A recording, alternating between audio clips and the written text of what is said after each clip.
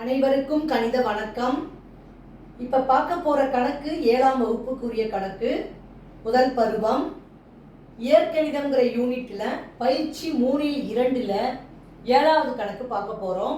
அதில் 3வது கணக்கு சுருக்குக அப்படின்னு சொல்லி கொடுத்து கோவைகளை கொடுத்துருக்காங்க.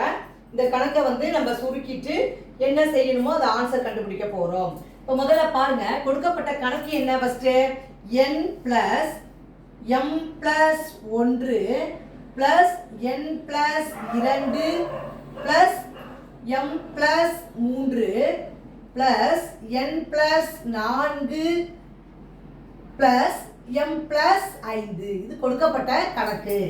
இதை நான் ஃபஸ்ட்டு என்ன பண்ண போகிறேன், இந்த ப்ராக்கெட்லாம் ரிமூவ் பண்ணிவிட்டு அப்படியே எடுத்து எழுத போகிறோம். n + m + 1 அடுத்து ப்ளஸ் இருக்கு, அப்புறம் என்ன இருக்கு, n + 2 எல்லாமே ப்ளஸ் குறியில் இருக்கிறதுனால நம்ம ப்ராக்கெட்டை மட்டும் ரிமூவ் பண்ணால் போதுமானது.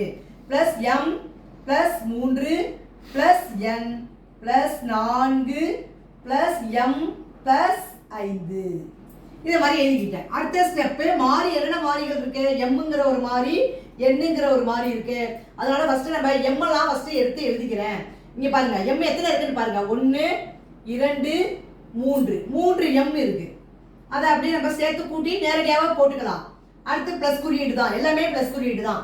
அடுத்து மாறி எண் இருக்கு பாருங்க, எத்தனை இருக்குன்னு பாருங்க, 1 2 அடுத்து 3, அப்ப 3n பிளஸ் அடுத்து மாறிலியை கூட்டி போட வேண்டியதான். 1 3 6 10 15, அப்ப மாறிலி எவ்வளவு இருக்கு, கூட்டுனது 15 கிடைக்குது. அப்ப இந்த கேள்விக்குரிய விடை என்ன கண்டுபிடிச்சிருக்கோம், 3m + 3n + 15. இந்த மாதிரி தான் சுருக்கி ஆன்சரை கண்டுபிடிக்கணும். புரிஞ்சுங்களா?